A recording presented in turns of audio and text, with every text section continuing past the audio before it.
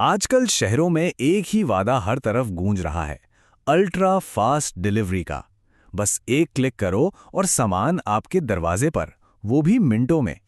सच कहूं तो ये किसी जादू जैसा ही लगता है ना? पर सवाल यही है, क्या ये वाकई कोई चमत्कार है या फिर एक बहुत ही चालाकी से बनाया गया घोटाला?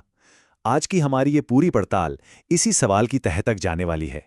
ब्लिंकिट, ज़ेप्टो, स्विगी, इंस्टामार्ट, ये नाम और ये लोगोज अब हमारी रोज़मर्रा की ज़िंदगी का हिस्सा बन गए हैं।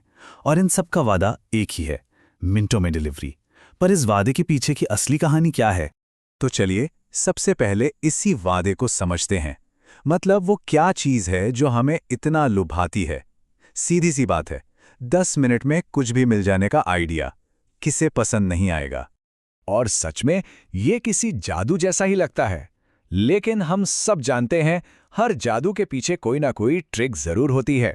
तो चलिए आज उस पर्दे के पीछे झांकते हैं और देखते हैं कि ये सारा खेल आखिर चलता कैसे है। इस पूरे सिस्टम की जो नींव है ना, वो एक ऐसी चीज पर टिकी है जिसके बारे में ज्यादातर लोगों ने सुना भी नहीं होगा। इसे कहते हैं डार्क स्टोर। तो आखिर ये डार्क स्टोर भला क्या है? अच्छा, एक ऐसी दुकान की कल्पना कीजिए जिसमें कोई ग्राहक अंदर नहीं आ सकता। ये असल में छोटे छोटे गोदाम होते हैं जो आम पब्लिक के लिए पूरी तरह बंद होते हैं।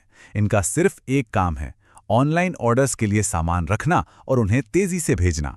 और सबसे हैरान करने वाली बात, ये स्टोर अक्सर हमारे आपके घरों के ठीक बगल में ही छिपे होते हैं। और ये खुलते कहाँ हैं, ये जानकर तो और भी हैरानी होगी। इन्हें अक्सर रिहायशी इमारतों के ग्राउंड फ्लोर पर, किसी खाली पड़े गैराज में या अपार्टमेंट के बेसमेंट में खोल दिया जाता है, और कई बार तो बिना किसी इजाज़त के ही। और इसका नतीजा क्या होता है, जरा सोचिए। दिल्ली के GK1 के एक निवासी ने अपनी परेशानी बताई। वो कहते हैं कि जब से उनके घर के पास ये डार्क स्टोर खुला है, 24 घंटे ट्रकों का आना जाना लगा रहता है, लगातार शोर होता है, और आग से सुरक्षा वो तो समझिए जीरो है। लेकिन ये प्रॉब्लम सिर्फ शोर शराबे या ट्रैफिक तक ही सीमित नहीं है। इसकी एक बहुत बड़ी सिस्टमिक कॉस्ट है, एक ऐसी कीमत जो हम सब मिलकर चुका रहे हैं। जब इस मामले की जांच की गई तो एक पैटर्न सामने आया। पता चला कि ये कंपनियां कई कथित उल्लंघन कर रही हैं, जैसे बिना वैलिड ट्रेड लाइसेंस के काम करना, फायर सेफ्टी के नियमों को पूरी तरह नज़रअंदाज करना, और तो और लेबर लॉज का भी उल्लंघन करके कर्मचारियों का शोषण करना। आप जरा इस एक आंकड़े पर गौर कीजिए, 92%। रिपोर्ट्स के मुताबिक ब्लिंकिट के कुछ डार्क स्टोर्स में से 92% के पास फायर सेफ्टी क्लियरेंस था ही नहीं। मतलब ये एक बहुत बड़ा खतरा है। ये तो सीधा सीधा लोगों की जान के साथ खिलवाड़ है। और वो जो ऐप पर 10 मिनट का टाइमर चलता है ना, वो भी एक साइकोलॉजिकल ट्रिक है। असल में टाइमर अक्सर 8 मिनट से शुरू होता है। क्यों? ताकि स्पीड का एक भ्रम बना रहे, जबकि असल डिलीवरी में 12 से 18 मिनट लग जाते हैं। पर हमें लगता है अरे बस 2-4 मिनट ही तो लेट हुआ है। अब जरा इन आंकड़ों पर नजर डालिए। ये विसल ब्लोअर रिपोर्ट्स और RTI यानी राइट टू इन्फॉर्मेशन से सामने आए हैं। ये दिखाते हैं कि ये प्रॉब्लम किसी एक कंपनी की नहीं है। ट्रेड लाइसेंस नहीं होने की बात करें तो ब्लिंकिट 78%, ज़ेप्टो 82% और इंस्टामार्ट 71% पर हैं। फायर सेफ्टी की कमी तो और भी डरावनी है।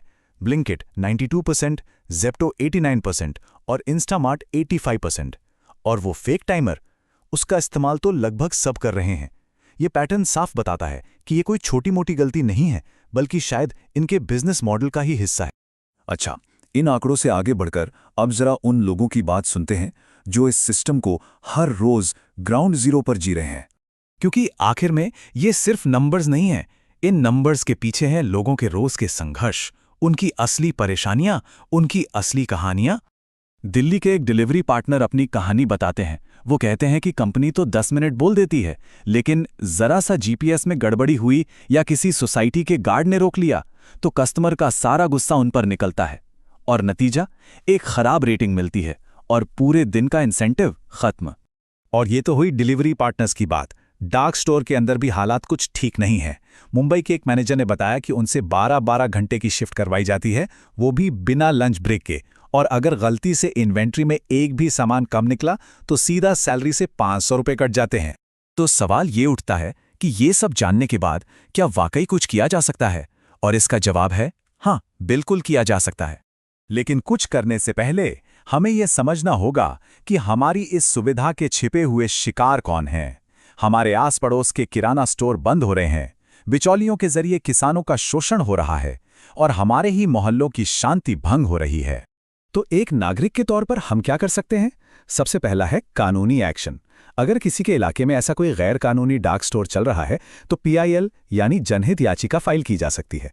फायर और लेबर डिपार्टमेंट्स को एक साथ कई शिकायतें भेजने से भी सिस्टम पर दबाव बनता है। दूसरा, एक जिम्मेदार ग्राहक बने। अगली बार ऑर्डर करने से पहले बस एक बार सोचें, क्या यह सामान वाकई 10 मिनट में चाहिए? इस झूठे वादे को नकारें और अपने लोकल किराना स्टोर को सपोर्ट करें। और तीसरा, पॉलिसी में बदलाव की मांग करें। हमें सरकार से इन स्टोर्स के लिए कड़े नियम और गिग वर्कर्स के अधिकारों की सुरक्षा के लिए कानून बनाने की मांग करनी होगी। आखिर में यह एक सवाल हमारे सामने खड़ा होता है जिस पर हम सबको सोचना चाहिए।